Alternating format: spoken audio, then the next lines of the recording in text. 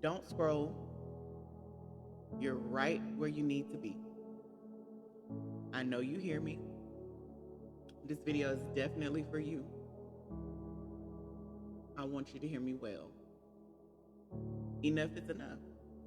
Enough is enough. I understand. If nobody else understands, I understand. You're in a place right now that you don't know what to do. You are confused. You are heavy. You're depressed. If these are the feelings that you are having right now and you came across this page, there was a reason. And it was not by coincidence. So I'm gonna title this video, Enough is Enough. And if you're wondering who I am, my name is, I go by Miss Bean. And I want to get into what 3 signs of not being in love, what it looks like, and how it can confuse you to believe that it is love. So everybody wants to be loved, right? Everybody wants to be loved, but we have to really fully understand when we are being loved and when we are being abused. So here are 3 signs. 3 signs. I'm gonna just give you 3. And if you are dealing with maybe one of these, then maybe you can say, okay, let me evaluate. Let me see if this is really abuse, or let me really see what's going on. But if all 3 of them are something that you're experiencing, and all 3 of these signs are something that triggers you on this video, then I want you to continue to keep coming back to my page. I want you to keep coming back because I want to be a beacon of light during this traumatic time. Because some people don't understand. They don't get that you can't always leave in an abusive situation. You can't always pack everything up and say, I'm leaving today. Sometimes it's the finances. Sometimes it's children. Sometimes you're in a prison and you can't leave. So while you're there, if you're there right now and you haven't made the choice, because I can't make the choice for you. Again, I'm going to say that again. Nobody can make the choice for you. So remember the title of my video, Enough is Enough. So 3 signs I said. First sign, you keep forgiving things you said that you would never tolerate. I'm going to give you some examples of that. So the first time you got hit or abused or yelled at or cursed at, you said, before you actually started experiencing that, you said, I'll never accept that. No one will ever do this to me. But somewhere along the line, you started accepting it. Somewhere along the line, you accepted it more than once. And your mind is telling you that it's wrong, but for some odd reason, you have not made a decision to walk away. Now, sign number 2, the pain feels as strong as the love. So that's how we are confusing the 2.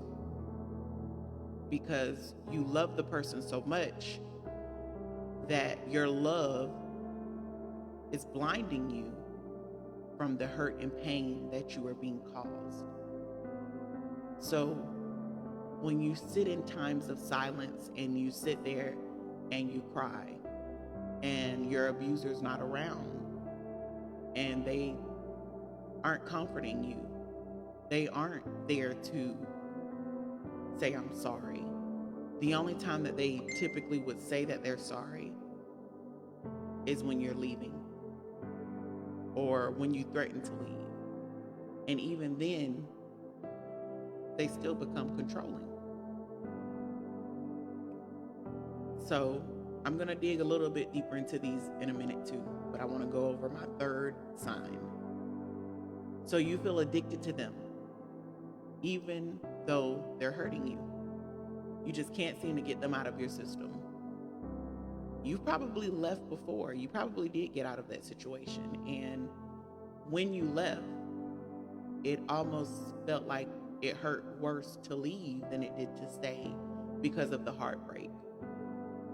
You miss them, which seems so funny. And it feels really weird to miss somebody that abuses you and that hurts you. And you miss them.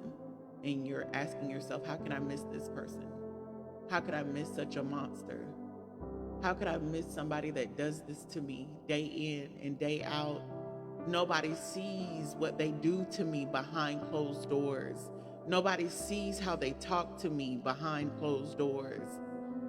Nobody understands the pain that I'm really enduring. Nobody even sees me when I go out. When we're together, we look normal.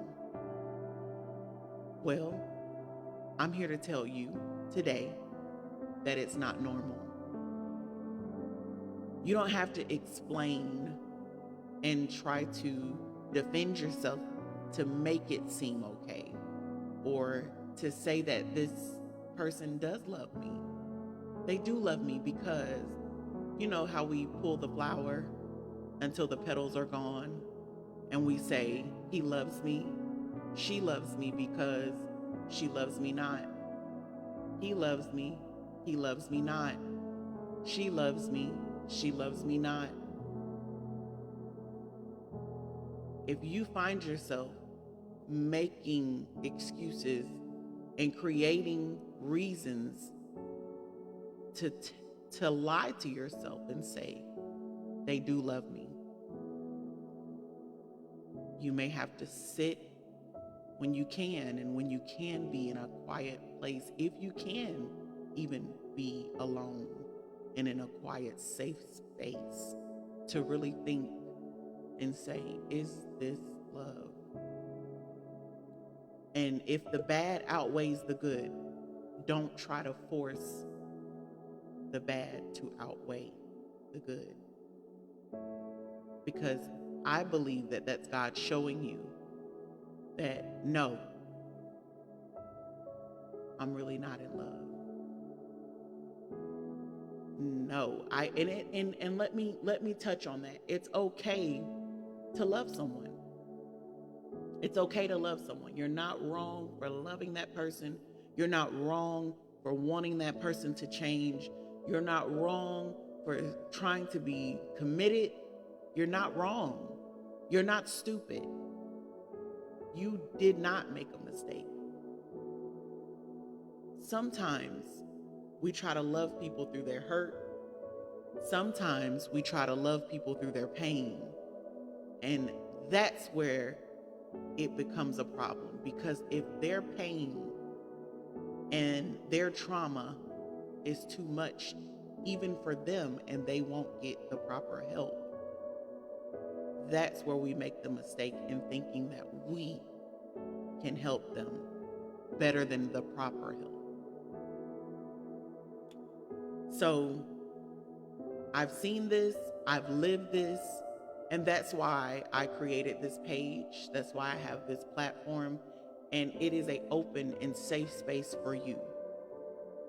If you need someone to talk to, you can come to this page. If you need some words of encouragement, please come to this page.